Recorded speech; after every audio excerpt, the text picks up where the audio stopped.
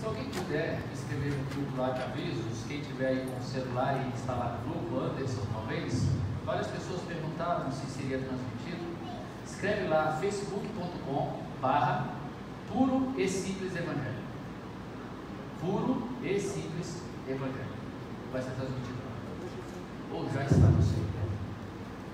Muito bem, gente. Eu queria falar hoje, dentro daquela proposta de como viver o evangelho na prática do dia a dia, eu queria falar hoje sobre como entrar pela porta estreita.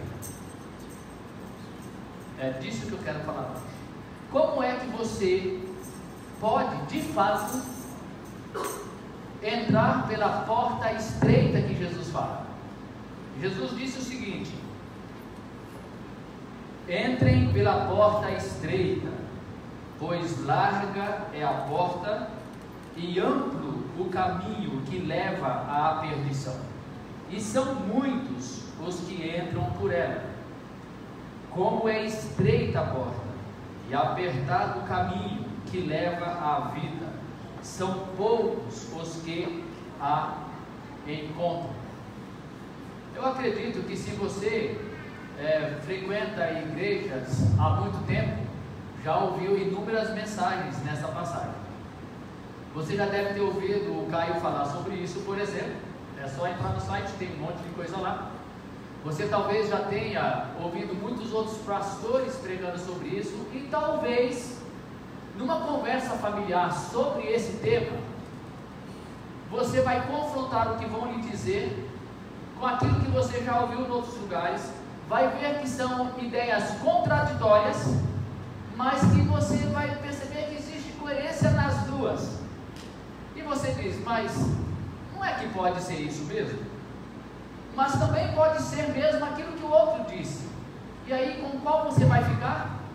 Você vai ficar com aquela posição que mais lhe agrada, ou que mais lhe interessa, ou que mais tem a ver com aquilo que você mesmo pensa a respeito do que significa a porta larga e a porta estreita, o caminho largo e o caminho estreito.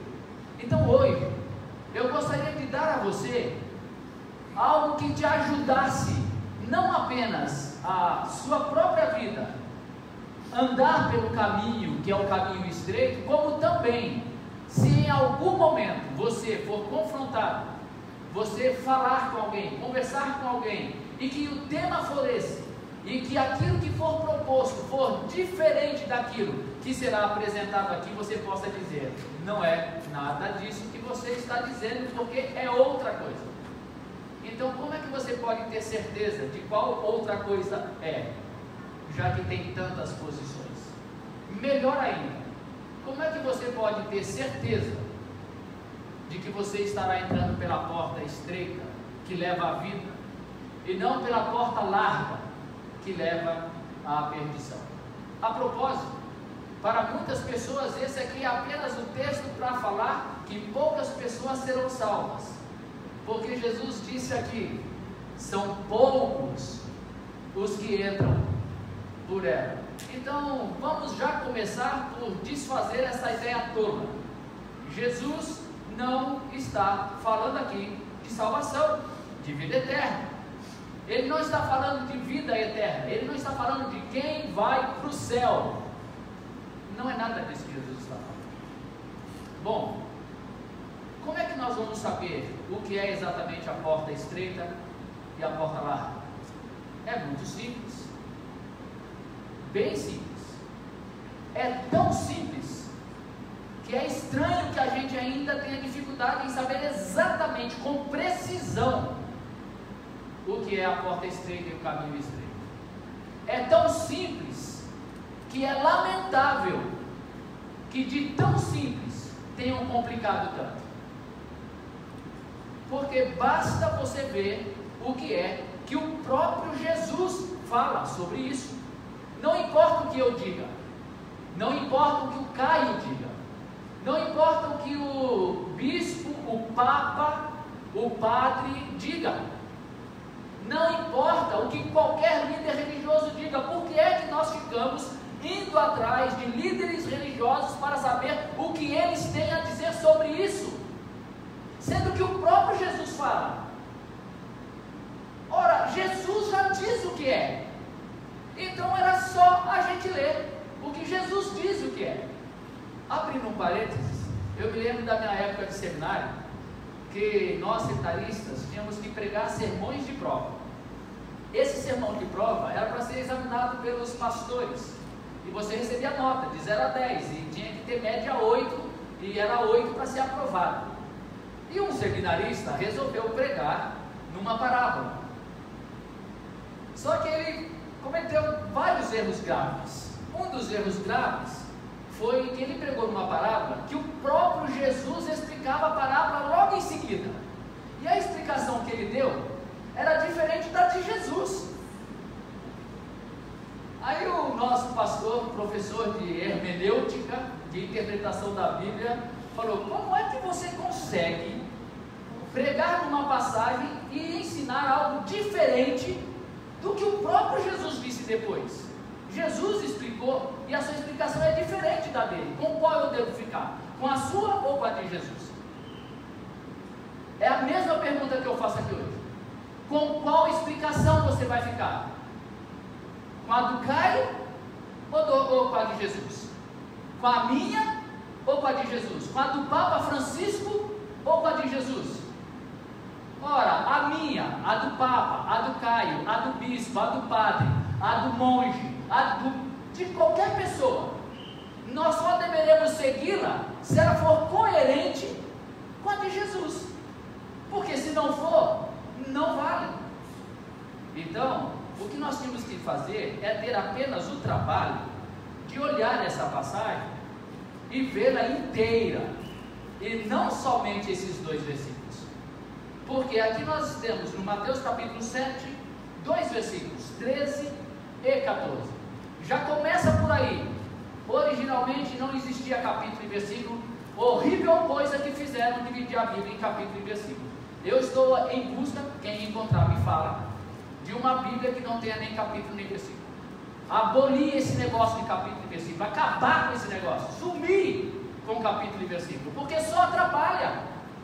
Facilita a leitura, porque eu posso dizer, eu li capítulo 7, verso 13, mas era para ser só para isso, mas não é mais só para isso. Ela fez com que as pessoas passassem a tirar ensinos em versículos isolados, sem ver tudo o que está sendo dito, porque quando esse texto foi escrito por Mateus, ele não dividiu em capítulos e versículos, era um texto completo, corrente, começando e terminando como uma carta, era só isso. Então, um exercício bom para fazer, um exercício bom para entender melhor, é você fazer de conta que não existe nem capítulo e nem versículo, e fazer um outro exercício. Tira um tempinho do seu final de semana, ou qualquer outro, e leia de uma sentada só, como o Caio fala, né? Evangelho de carreirinha, uma sentada só.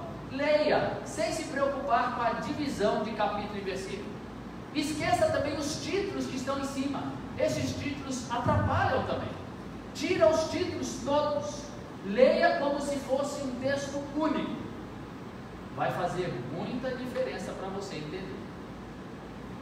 E esses 2 versículos, 13 e 14, fazem parte de um texto muito mais longo, de um sermão, de uma mensagem longa de Jesus, que talvez, dita devagarinho, demorasse aí 1 hora, 1h30, talvez, para ser pregado, e que Jesus pregou, de acordo com Mateus, lá no chamado Monte das Bem-aventuranças, que fica na Galileia.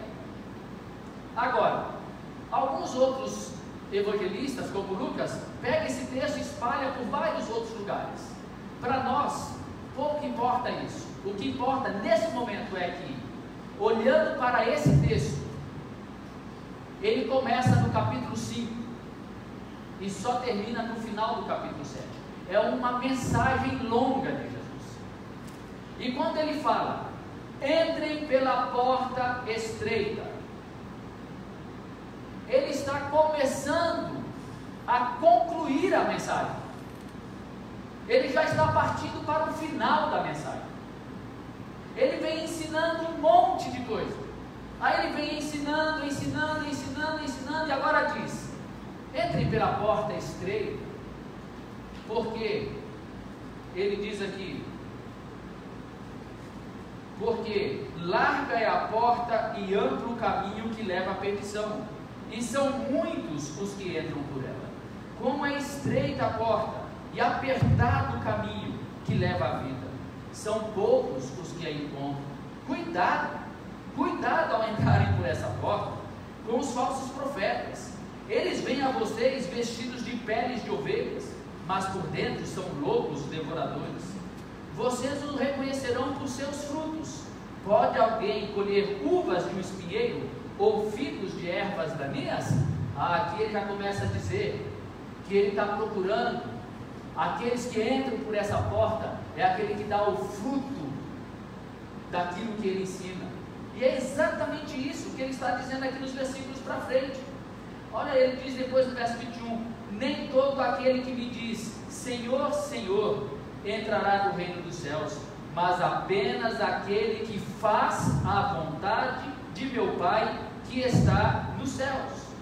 Muitos me dirão naquele dia, Senhor, Senhor, não profetizamos em teu nome não expulsamos demônios, e não realizamos muitos milagres? Então eu lhes direi claramente, nunca os conheci, afastem-se de mim, vocês que praticam o mal. Entrar pela porta estreita nada tem a ver com moral, nada tem a ver com religião, nada tem a ver com supostos poderes espirituais para expulsar demônios, nada tem a ver com exterioridades. Cuidado com aqueles que só têm aparência, mas que quando você olha o seu interior, é sujo, é podre, é falso, é mentiroso, é mau, não faz a vontade do meu Pai. Ora, está muito simples de você perceber, na sequência do que ele está ensinando, que ele está se referindo a entrar pela porta estreita, como produzir fruto que tenham coerência com a vontade de Deus. Isso se confirma no que ele diz logo a seguir: aquele que ouve estas minhas palavras e as pratica, é como um homem prudente que construiu a sua casa sobre a rocha. Aquele que ouve estas minhas palavras e as pratica, isso é entrar pela porta estreita. Ouvir aquelas palavras daquele sermão, naquele momento que ele estava pregando, isso é entrar pela porta estreita. O resto é religiosidade de hipócritas. E é triste saber que para muita gente a porta estreita é feita só de hipocrisias.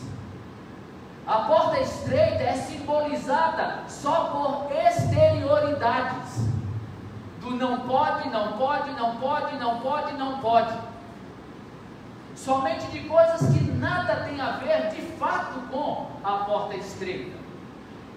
E para esses, a porta larga é somente das coisas também exteriores, daqueles que fazem aquilo que não pode, ou de acordo com eles, não pode fazer.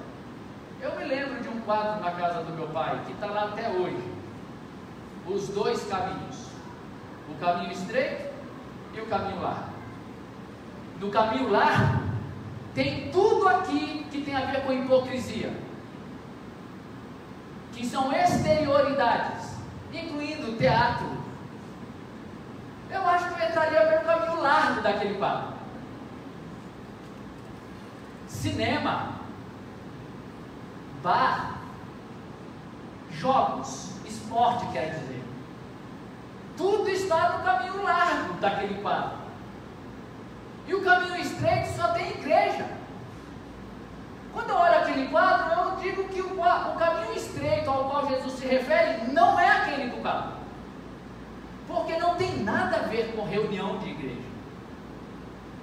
nada a ver com exercícios espirituais externos, não tem a ver com compromissos humanos, e que é o que lamentavelmente se diz ser o caminho estreito.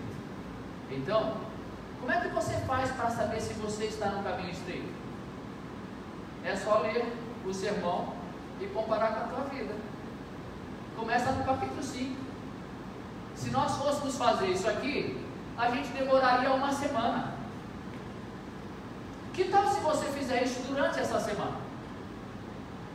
Comparar a tua vida com aquilo que Jesus ensina nos capítulos 5, 6 e 7 de Mateus.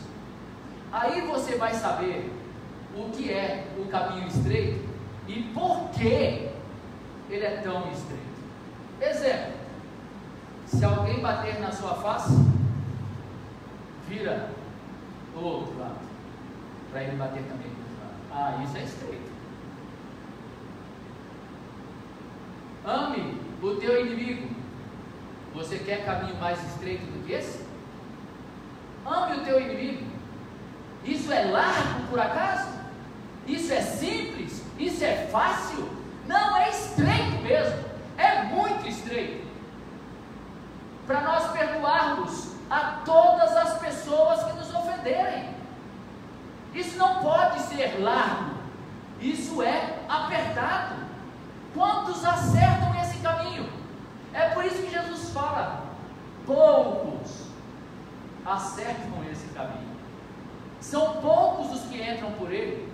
Agora, o caminho largo, esse é muito fácil, porque o caminho largo é o caminho do desamor. O caminho largo é o caminho do ódio, é da amargura, da falta de perdão, é do juízo contra a vida do outro. Esse é o caminho largo. Agora, o caminho estreito é o caminho daquele que quer viver uma vida em que o outro é valorizado, em que você olha para o outro como muito mais importante que você mesmo. O caminho largo é o caminho das motivações. Observe uma coisa: aqui nesse sermão, Jesus diz o seguinte: vocês ouviram o que foi dito, não matarás. Não matar é caminho largo, fácil, fácil, fácil, fácil. Eu nunca matei. Não conforme o não matarás. Eu nunca tirei a vida de alguém. Eu nunca enfiei faca em ninguém, nem atirei em ninguém. Ninguém foi para um caixão por minha causa. Então, é muito fácil. Alguém aqui é assassino? Fácil, tá vendo? Nós todos. Olha que moleza. Agora vamos para o caminho estreito. O caminho estreito, Jesus disse aqui nesse sermão, que é o seguinte: se você odiar ao seu irmão, se você desejar mal ao seu irmão, você já o matou. Você já é assassino. Então, eu teria que dizer que eu sou assassino e você também. Quantos de nós aqui não odiou alguém? Não desejou mal a alguém? Nem que seja no coração. E Jesus disse que se você fez isso, você pecou, você matou. Qual é o caminho estreito? É o caminho daquele que não deseja mal a ninguém. Agora vamos falar para os adúlteros aqui. Quem já adulterou aqui? Não fala. Não se entregue. Mas todos nós teríamos que levantar a mão e dizer: sim, eu adulterei, de acordo com o caminho estreito. Porque o caminho largo diz: não adulterarás, ou não terás relações sexuais fora do relacionamento conjugal. Esse é o caminho largo. Vamos ao caminho estreito. Qualquer um que olhar para uma outra pessoa com intenção impura já adulterou. Esse é o caminho estreito. Quantos acertam esse caminho? Me diga, quantos acertam? Larga é a porta, espaçoso é o caminho, e são muitos os que entram por ele. Agora, a porta estreita é apertada, o caminho é apertado, são poucos os que entram por ele, e são poucos mesmo, porque se eu não me engano, desse pequeno auditório aqui, eu ousaria dizer que nenhum de nós conseguiu entrar por esse caminho do não adultério pelo pensamento. É muita verdade. Seja o teu sim, sim, e o teu não, não. Está no sermão aqui também. Isso é o caminho estreito. Aí de novo lá vem os fariseus hipócritas exteriores dizer: seja o seu sim, sim, e o seu não, não, dizer, você só pode dizer sim ou não, e não jurar por nada. Não é nada disso que Jesus está falando. Ele está dizendo que o seu sim seja sim, que o seu não seja não. Ou seja, que tal se você e eu formos verdadeiros? Que tal se a nossa palavra for única? Que eu não tenha que ficar dando justificativas, desculpas esfarrapadas, escondendo a verdade para não ser pego. Ora, que o teu sim seja sim, que o teu não seja de verdade não. Esse é o caminho estreito. Isso é entrar pela porta estreita. E é óbvio que são poucos os que entram por ela. Agora, eu só estou citando algumas partes do sermão, porque tem aqui tantos ensinamentos de Jesus nesse sermão, que se nós fôssemos passar um a um aqui e explicar um a um, nós íamos ficar o tempo inteiro aqui falando sobre isso. Inclusive sobre o servir ao outro. Quando você fizer o bem a alguém, não saiba à tua direita o que fez à tua esquerda. Esse é um problema para nós, né? A gente precisa ficar divulgando o que a gente fez de bom para o outro, porque afinal de contas todo mundo tem que saber o quanto eu sou bom para o outro. Jesus é muito estranho, né? Quando você fizer o bem a alguém, não conte para ninguém o que você fez. O teu pai que te vê em secreto viu e te recompensará. A gente nem acredita que o pai vê em secreto, a gente nem está se importando que ele veja em secreto, e daí que viu. E a gente também não acredita que ele vai recompensar. A gente quer a recompensa do aplauso do outro. E aí Jesus fala: quem faz isso, conta, divulga o bem feito, porque quer o aplauso, receberá o que quer, o aplauso. Mas é só isso. Enquanto que aquele que faz por amor, não para ser visto, esse será recompensado. E esse é o caminho estreito. O caminho estreito é o caminho da porta do teu quarto, em oração. Quando você orar, entra no teu quarto, fecha a porta e ora a teu pai que te vê em secreto, pois o teu pai que te vê em secreto te recompensará. Está aqui nesse mesmo sermão. Essa é a porta estreita, a porta do quarto em oração, a porta do joelho dobrado em oração, que não é oração para ser vista por ninguém. E a ideia do secreto do quarto não é porque literalmente tem que ser o quarto. O ensino de Jesus aqui tem a ver com a intimidade. O caminho estreito é o caminho da intimidade com Deus, é o caminho daquele que abre o coração para Deus, é o caminho daquele que abre a sua vida para Deus, que expõe os seus problemas, as suas dúvidas, os seus temores em fé para Deus. Esse é o caminho estreito, gente. Não tem outro diferente desse. E esse caminho de fato leva à vida. E Jesus fala que o caminho estreito, olha como é estreito esse caminho: não julgar o outro. Ó, um olhinhozinho assim, ó, bem apertadinho. Não dá para entrar quase, né? Você errou a porta estreita essa semana? Julgando alguém? Nós fazemos isso, eu acho que quase toda semana, né? Ou todo dia. A porta estreita é: não julgue a ninguém e considere que você tem uma trave, um toco no teu olho. A gente sempre considera que o toco está no olho do outro, o pedaço de pau está no olho do outro. No nosso, quando muito, tem cisco. E aliás, você observa que Jesus não diz assim: se no teu olho tiver um pedaço de pau, não julgue o outro tentando tirar o cisco do olho dele. Ele não fala isso.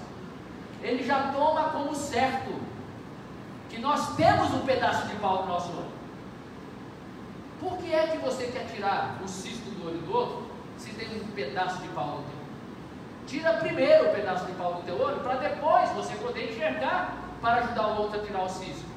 Agora, quando você tira um pedaço de pau do teu olho, você não vai enxergar o outro como um juízo, mas como alguém que precisa do seu apoio, da sua oração, do seu perdão e da sua ajuda. O caminho é estreito mesmo, é muito apertado e é muito difícil entrar por ele. E Jesus diz mais ainda: as preocupações da vida, né? Não se preocupe com o dia de amanhã. Olha nós todos aí errando o caminho. Olha a porta ficando mais estreita, mais apertada, e nós todos passando pelo caminho largo. O caminho largo é o caminho da preocupação, e é por onde a gente entra quase todo dia. Não se preocupe com o dia de amanhã, com o que você haverá de comer, nem com o que você haverá de beber. Você não acredita que Deus pode sustentar você e te vestir, assim como Ele veste os lírios do campo e dá comida às aves dos céus? Busque primeiro a vontade de Deus, e todas as coisas serão acrescentadas. E aí de novo a gente acha: será mesmo que é verdade que vão ser acrescentadas? É melhor eu mesmo fazer o meu aqui, porque se eu não fizer o meu, ninguém fará. Esse é o caminho estreito, e é este caminho estreito que Jesus está nos convidando a entrar. Entrem pela porta estreita.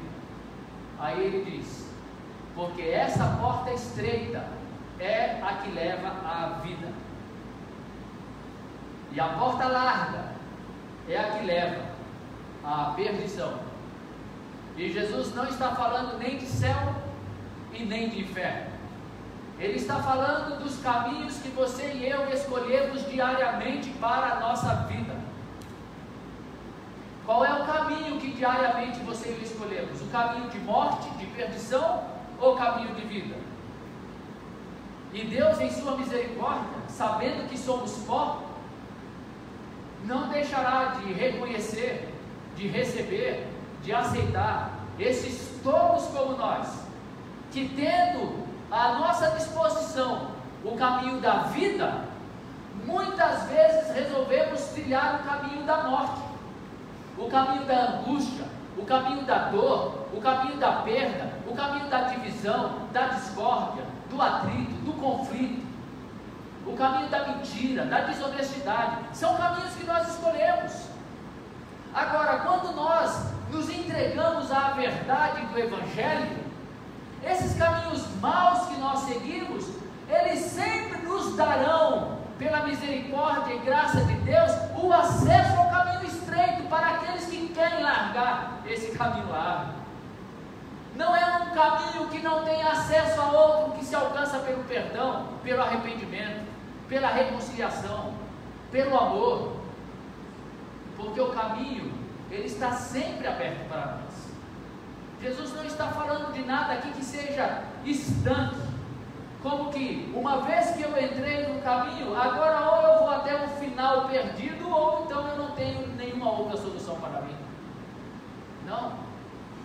E um caminho para que você mova-se da porta larga para a porta estreita, não passa pela igreja, como lá naquele barco. Não. Passa por Jesus. Passa por aquele que ouve estas minhas palavras e as pratica. passa por voltar a aceitar o convite dele. Entrem pela porta estreita. Passa pela decisão de começar por aquela parte do caminho estreito que é o mais fácil, é o mais simples e talvez o mais poderoso, o da porta do quarto, de joelhos dobrados à beira da cama, de clamar por misericórdia e de pedir para Ele.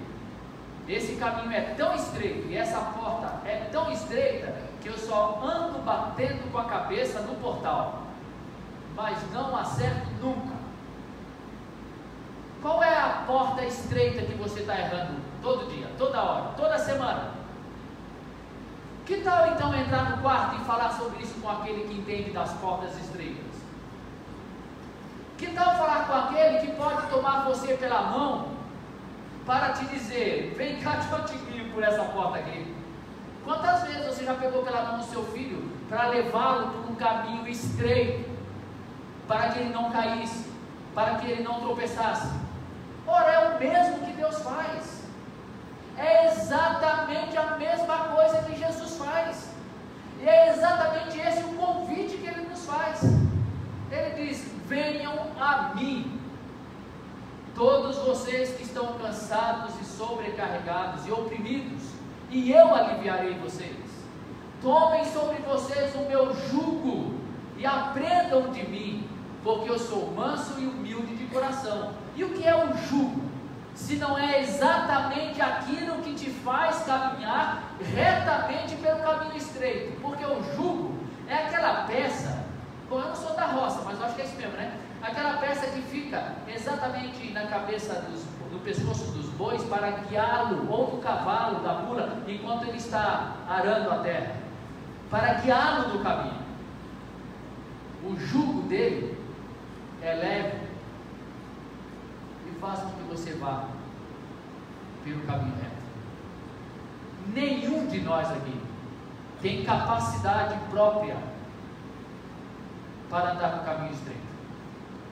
Ou nós pedimos ajuda de alguém que nos tome pela mão, ou nós não acertaremos o caminho nenhum dia sequer. E Ele sempre nos levará a um caminho de dor, de perdição, de dúvida, de angústia.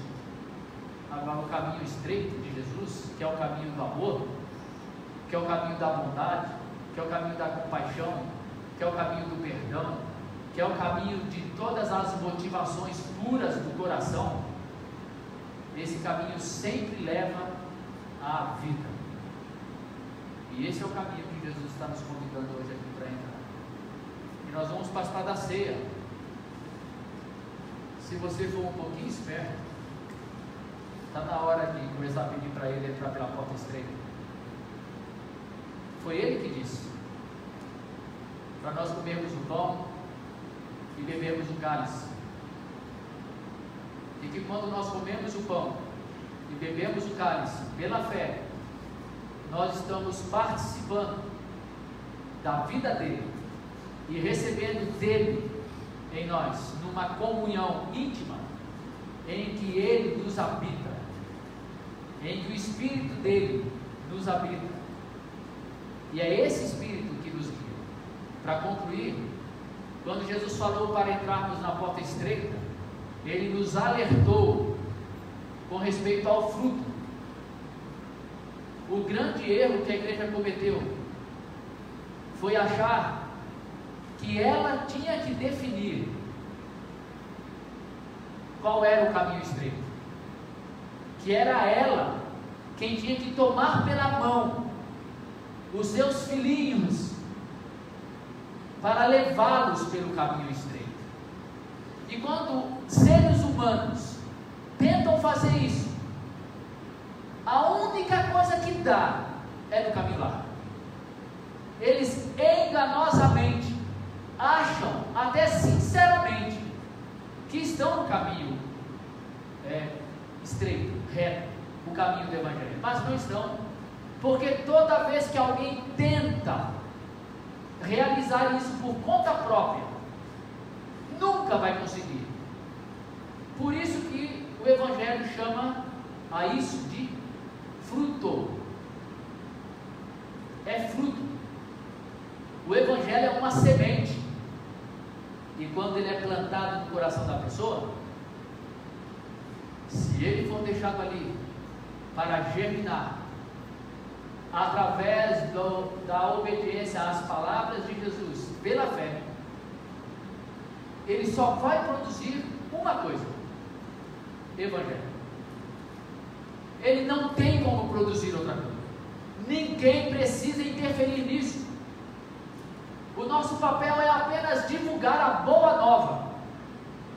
E quando alguém acolhe a boa nova, como essa que está sendo pregada hoje aqui, quando ele acolhe pela fé esta boa nova de que há um caminho de vida em contraste com o caminho de morte, quando alguém recebe essa palavra pela fé, e pela fé pede a Deus a graça de viver essa boa nova, essa é uma semente do Evangelho que é plantada, e não vai ter outro fruto a ser produzido, a não ser o fruto do perdão, do amor, da pureza de motivações. Não haverá outro fruto a ser produzido a não ser o fruto do respeito ao outro, do não julgamento ao outro. O fruto será o Evangelho, e que ninguém vai poder produzir na tua vida. Só Jesus pode produzir, só o Espírito Santo pode produzir. E a ceia, o pão e o vinho são representações dessa verdade. E comer o pão não religiosamente. O que significa não religiosamente? É você achar que só pode comer se você for digno. E o digno normalmente tem a ver com não estar em pecado. Nós somos pecadores, não precisa estar, nós somos. Ninguém é digno. Portanto, todos os pecadores aqui, todos os adúlteros aqui, todos os assassinos aqui, todos os mentirosos aqui, todos os ansiosos aqui, todos aqueles que não conseguem amar o inimigo aqui, todos aqueles que não têm motivações puras no coração a respeito de qualquer coisa na vida, todos estão convidados a comerem o pão e beberem o cálice, para encontrarem o perdão e serem tomados pela mão por aquele que pode levar você pelo caminho estreito. Eu quero convidar alguns irmãos que podem nos ajudar a distribuir o pão e o vinho para nós participarmos.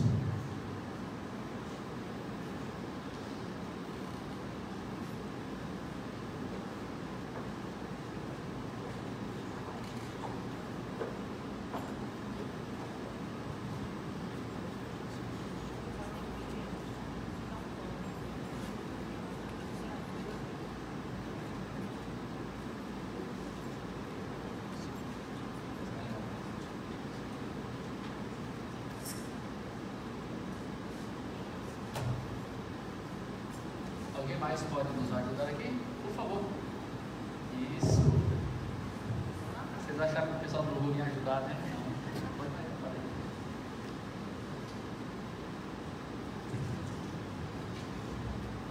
Jackson.